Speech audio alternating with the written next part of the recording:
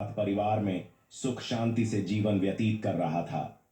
व्यापारी ने अपने दोनों बेटों का विवाह धूमधाम से कर दिया था। उसकी दोनों बहुएं बेहद समर्पित थीं और घर के सभी कार्यों को मिलजुल कर पूरे उत्साह के साथ करती थीं। दोस्तों, जब व्यापारी की छोटी बहू घर में आई तो ऐसा लगा जैसे उनके घर में स्वयं माता लक्ष्मी ने प्रवेश कर लिया हो। उसके आने के बाद व्यापारी के व्यापार में दोगुना लाभ होने लगा। उनके घर में कभी धन या अन्न की कमी नहीं होती थी। घर का वातावरण अत्यंत शांतिपूर्ण और सौहार्दपूर्ण था। व्यापारी के दोनों पुत्र मिलजुल कर रहते थे और दोनों बहुएं भी आपस में बड़ा प्रेम भाव रखती थीं। घर का हर कार्य करने से पहले सभी परिवारजन मिलकर सलाह मशविरा करते थे और फिर कार्य आरंभ करते थे। व्यापारी का व्यापार भी दिन प्रतिदिन उन्नति कर रहा था। एक दिन व्यापारी ने अपने पुत्रों, अब मुझसे व्यापार का काम संभालना कठिन हो गया है, इसलिए आज से मैं यह जिम्मेदारी तुम दोनों को सौंपता हूं। पिता की बात मानकर दोनों पुत्रों ने बड़े मनोयोग से व्यापार की बागडोर संभाल ली। व्यापारी को यह देखकर संतोष होता था कि उसका परिवार प्रेम और सद्भाव से रह रहा है। उसके दोनों बेटे व्यापार में निपुणता दिखा रहे थे और दोनों बहुएं भी घर में सुख शांति बनाए हुए थीं। यह सब देखकर व्यापारी निश्चिंत होकर चैन की नींद सोता था। लेकिन दोस्तों, व्यापारी के सुखमय जीवन को देखकर नगर के अन्य लोग उससे ईर्ष्या करने लगे थे। वे सोचते थे कि व्यापारी का जीवन कितना आरामदायक और सुखद है। व्यापार दिन ब दिन प्रगति कर रहा है और उसके परिवार में कोई झगड़ा या परेशानी नहीं है। यह देखकर नगरवासियों के मन में जलन होने लगी।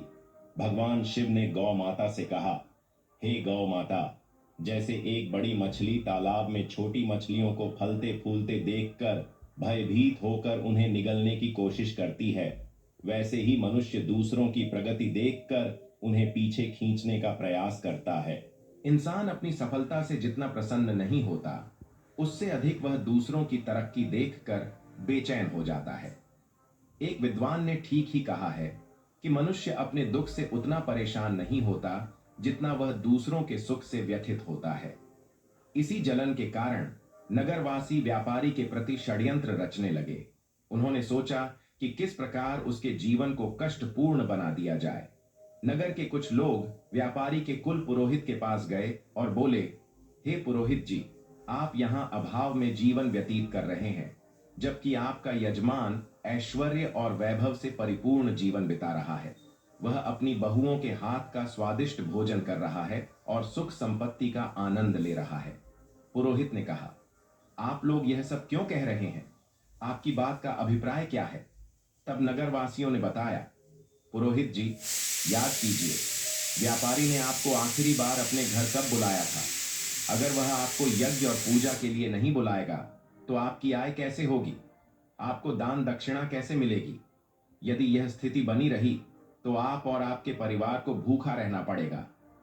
पुरोहित ने यह बात सुनकर सोचा, यह तो सच है। व्यापारी ने बहुत समय से मुझे अपने घर आमंत्रित नहीं किया है। उसका जीवन सुखमय है, लेकिन मेरा जीवन कठिनाई से गुजर रहा है। यह सोचकर पुरोहित भी बेचैन हो गया।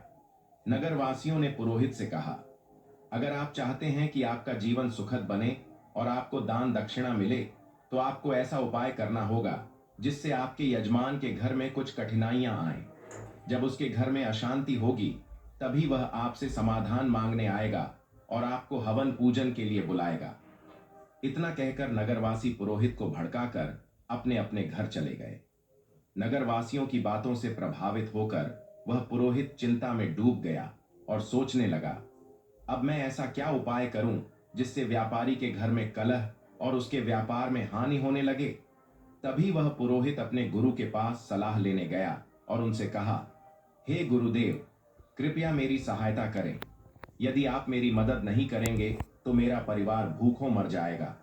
जैसे एक मछली का जीवन तालाब के पानी पर निर्भर करता है, वैसे ही पुरोहितों और पंडितों का जीवन उनके यजमानों पर आधारित होता है। यदि यजमान के घर में कोई समस्या नहीं होगी और वे हमें पूजा पाठ के लिए नहीं बुलाएंगे तो हमारा गुजारा कैसे होगा? हम धन कैसे अर्जित करेंगे? गुरु ने उसकी समस्या सुनकर कहा, हे शिष्य, चिंता मत करो। मुझे बताओ कि तुम्हारी समस्या क्या है। मैं अवश्य इसका समाधान करूंगा। पुरोहित ने उत्तर दिया, हे गुरुदेव, मैं चाहता हूं कि व्यापारी के जीवन में कुछ समस्याएं आए, उसके घर में कलह हो और उसके व्यापार में हानि हो, तभी वह मुझे अपने घर पूजा पाठ के लिए बुलाएगा। गुरु ने ध्यान पूर्वक सुनकर कहा, हे शिष्य, व्यापारी के सुखद जीवन का मुख्य कारण उसकी छोटी बहू है। वह भगवान विष्णु और माता लक्ष्मी की नित्य पूजा करती है, जिसके कारण उनके घर पर दिव्य कृपा बनी हुई है।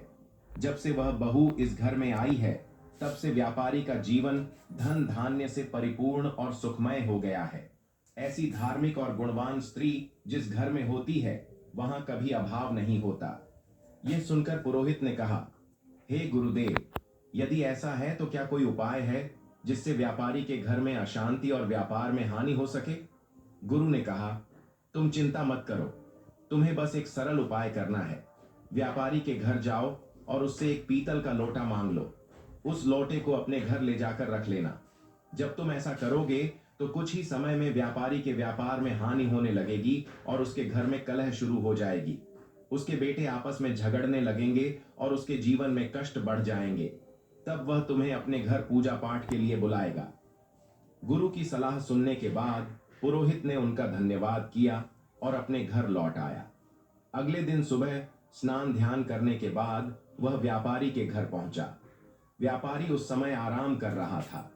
पुरोहित की आवाज सुनकर वह बाहर आया और अपने कुल पुरोहित को देखकर अत्यंत प्रसन्न हुआ।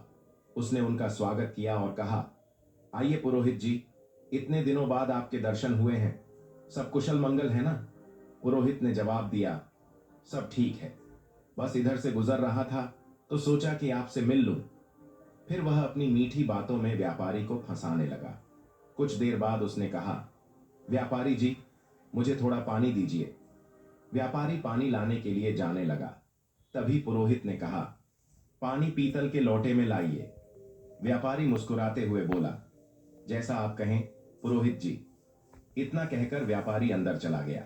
इधर उसकी छोटी बहू, जो अत्यंत चतुर और समझदार थी, वास्तुशास्त्र का थोड़ा ज्ञान भी रखती थी, जब उसने देखा कि व्यापारी पीतल का लोटा लेकर जा रहा है तो तुरंत उसके पास आई और कहा, पिताजी, यह लोटा थोड़ी देर के लिए मुझे दे दीजिए, मैं इसे जल्दी ही लौटा दूंगी। व्यापारी ने सहर्ष लोटा उसे दे दिया। छोटी बहू ने उस लोटे का पानी निकालकर अपनी गौ माता को पिला दिया और फिर उसमें नया पानी भरकर लौटा वापस ससुर को दे दिया।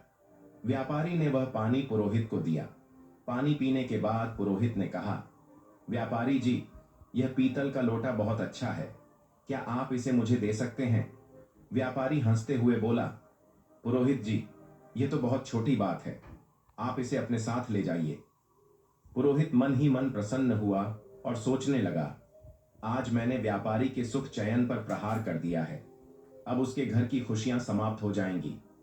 पुरोहित लौटा लेकर अपने घर लौट आया और उसे एक कोने में रखकर सोचने लगा, अब कुछ ही दिनों में व्यापारी मुझे बुलाएगा, उसके घर में कलह मचेगा और व्यापार में नुकसान होगा।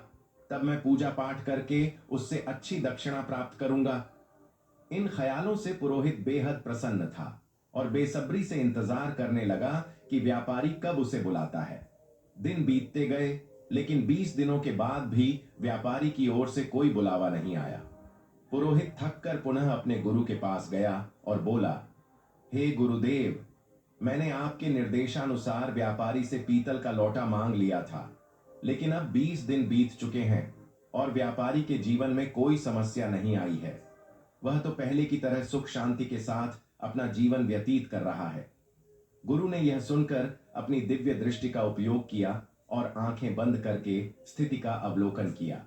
फिर उन्होंने कहा, हे शिष्य, मैंने पहले ही तुम्हें बताया था कि व्यापारी की छोटी बहू बहुत चतुर और समझदार है, उसे वास्तुशास्त्र का ज्ञान है। जब व्यापारी तुम्हारे लिए पानी लेकर आ रहा था, उसी समय उसकी छोटी बहू ने वह लौटा अपने ससुर से लिया और उसमें का पानी गौ माता को पिला दिया। इसी कारण से व्यापारी के घर की सुख समृद्धि वहीं बनी रही और तुम्हारा षड्यंत्र विफल हो गया। गुरु ने आगे कहा, लेकिन चिंता मत करो, मैं तुम्हारे लिए एक और उपाय बताता हूं। अब तुम व्यापारी के घर जाकर उसकी गौ माता मांग लो। हिंदू धर्म में गौ माता को मां लक्ष्मी का स्वरूप माना गया है। जिस घर में गौ माता का निवास होता है वहां हमेशा सुख और समृद्धि रहती है। जैसे ही तुम व्यापारी की गौ माता को अपने घर लेकर आओगे, उसके घर में दुख और अशांति आने लगेगी। गुरु की बात सुनकर पुरोहित फिर से उत्साहित हो गया। उसने गुरु का धन्यवाद किया और घर लौटकर अगले दिन का इंतजार करने लगा। वह सोचने लगा, कल सुबह होते ही मैं व्यापारी के घर जाऊंगा और उसकी गौ माता मांग लूंगा। फिर देखता हूं कि व्यापारी कैसे सुखी रहता है। अगले दिन सुबह सुबह स्नान करने के बाद पुरोहित सीधे व्यापारी के घर पहुंच गया। व्यापारी ने दरवाजा खोला और अपने कुल पुरोहित को देखकर प्रसन्नता से उनका स्वागत किया। वह उन्हें अंदर लेकर गया और स्वादिष्ट भोजन परोसा। भोजन के बाद व्यापारी ने पूछा, पुरोहित जी, आज आपके आगमन का क्या कारण है? सब कुशल तो है? पुरोहित ने दुख भरे शब्दों में कहा, व्यापारी जी, इस समय मैं बहुत कठिनाई में हूं। मेरे घर की गौ माता ने दूध देना बंद कर दिया है और मेरे छोटे बच्चे को दूध की अत्यंत आवश्यकता है। उसकी उम्र ऐसी है कि बिना दूध के वह जीवित नहीं रह सकता। इसीलिए मैं आपसे मदद मांगने आया हूं। अगर आप मुझे अपनी गौ माता दे दें तो यह आपका बहुत बड़ा उपकार होगा। पुरोहित की करुणा भरी बातें सुनकर व्यापारी सोचने लगा, यह हमारे कुल पुरोहित हैं। इनकी सहायता करना एक पुण्य का कार्य होगा। गौदान से मुझे बड़ा फल मिलेगा। ऐसा विचार कर व्यापारी ने कहा, पुरोहित जी, आप चिंता न करें, मैं आपको गौ माता दे देता हूं। व्यापारी गौ माता को लेने के लिए जाने लगा। जैसे ही वह गौ माता को लेकर पुरोहित की ओर बढ़ा, उसकी छोटी बहू तेजी से वहां आई और ससुर को रोकते हुए बोली, पिताजी, यह गौ माता कहां ले जा रहे हैं? व्यापारी ने उत्तर दिया, बेटी, हमारे कुल पुरोहित आए हैं। उनकी गौ माता ने दूध देना बंद कर दिया है। वे हमारी गौ माता मांग रहे हैं, इसलिए मैं उन्हें देने जा रहा हूं। छोटी बहू ने समझदारी से जवाब दिया, पिताजी, कृपया थोड़ी देर रुकें, मैं अभी आती हूं। वह अंदर गई और एक कटोरी में हल्दी और चंदन का रंग घोल कर लाई। उसने गौ माता की सींग पर वह रंग लगा दिया और शेष रंग को घर के मंदिर के पास रख दिया। फिर वह ससुर से बोली, पिताजी, अब आप इस गौ माता को पुरोहित जी को दे सकते हैं। छोटी बहू की समझदारी ने व्यापारी के घर की समृद्धि को एक बार फिर सुरक्षित कर दिया। पुरोहित व्यापारी से गौ माता लेकर अपने घर लौट आता है और उसे खुशी खुशी अपने आंगन में बांध देता है। वह सोचता है, अब कुछ ही दिनों में व्यापारी को अपने घर की समस्याओं का सामना करना पड़ेगा और वह मुझे पूजा पाठ के लिए बुलाएगा। इस विचार से पुरोहित मन ही मन प्रसन्न होता है और व्यापारी के बुलावे का बेसब्री से इंतजार करने लगता है। लेकिन कई दिन बीतने के बाद भी व्यापारी की ओर से कोई संदेश नहीं आता। पुरोहित को यह असहज लगने लगा। आखिरकार वह दोबारा अपने गुरु के पास गया और बोला, हे गुरुदेव, मैंने आपके निर्देशानुसार व्यापारी की गौ माता अपने घर ले आई, लेकिन अब तक व्यापारी के जीवन में कोई कष्ट नहीं आया है। वह तो पहले से भी अधिक सुख शांति से अपना जीवन व्यतीत कर रहा है। गुरु ने ध्यान लगाकर अपनी दिव्य दृष्टि से सब कुछ देखा और कहा, हे शिष्य, मैंने पहले ही कहा था कि व्यापारी की छोटी बहू बहुत बुद्धिमान और चतुर है। उसने तुम्हारे षड्यंत्र को भांप लिया था। जब तुम व्यापारी से गौ माता मांगने गए थे, तब उसने गौ माता की सींग पर जो रंग लगाया था वही उसके घर की समृद्धि का कारण है। उसने उस रंग को मंदिर के पास रख दिया था, जिससे उनके घर का सुख वहीं बंधा रहा। तुम्हारा यह प्रयास विफल हो गया। गुरु ने आगे कहा, लेकिन चिंता मत करो, अब तुम व्यापारी के घर जाकर वह रंग की कटोरी मांग लो। उस रंग को अपने घर लाने के बाद ही तुम व्यापारी के सुख को समाप्त कर पाओगे। गुरु की बात सुनकर पुरोहित ने उनकी सलाह मान ली और व्यापारी के घर पहुंचा। उसने बहाने से व्यापारी से रंग से भरी कटोरी मांगी। व्यापारी उसकी बात मानकर कटोरी लेने अंदर गया। इधर व्यापारी की छोटी बहू पहले ही सतर्क थी। उसने उस कटोरी में रखे पुराने रंग को निकालकर उसमें नया रंग भर दिया। जब व्यापारी कटोरी लेकर बाहर आया तो उसने वही कटोरी पुरोहित को दे दी। पुरोहित रंग की कटोरी लेकर अपने घर लौट आया और खुश होकर सोचने लगा, अब तो व्यापारी का जीवन शीघ्र ही समस्याओं से भर जाएगा और वह मुझे बुलाने पर मजबूर हो जाएगा। लेकिन महीनों बीत गए। और व्यापारी का जीवन पहले से भी अधिक सुखद और समृद्ध होता चला गया। थक हार कर पुरोहित फिर से अपने गुरु के पास गया और बोला, हे गुरुदेव, मैंने आपके कहे अनुसार रंग की कटोरी भी व्यापारी के घर से ले आई, लेकिन उसका जीवन पहले से भी अधिक सुखी हो गया है। ऐसा लगता है मेरे सारे प्रयास व्यर्थ हो गए हैं। गुरु ने अपनी दिव्य दृष्टि से फिर सब कुछ देखा और कहा, हे शिष्य, व्यापारी की छोटी बहू अत्यंत चतुर और दूरदर्शी है। उसने तुम्हारे इरादों को पहले ही समझ लिया था। उसने कटोरी में से वह रंग निकाल दिया था जो गौ माता को लगाया गया था। इसी कारण व्यापारी का सुख समृद्धि अब भी उसके पास बनी हुई है। जब तक वह छोटी बहू व्यापारी के घर में रहेगी, तब तक तुम व्यापारी का कुछ नहीं बिगाड़ सकते। अब तुम्हें किसी भी तरह से उस छोटी बहू को व्यापारी के घर से बाहर करना होगा, तभी व्यापारी के जीवन में कष्ट आएंगे। गुरु की यह बात पुरोहित की समझ में आ गई। उसने सोचा कि छोटी बहू को घर से निकालने के अलावा अब कोई और उपाय नहीं बचा है।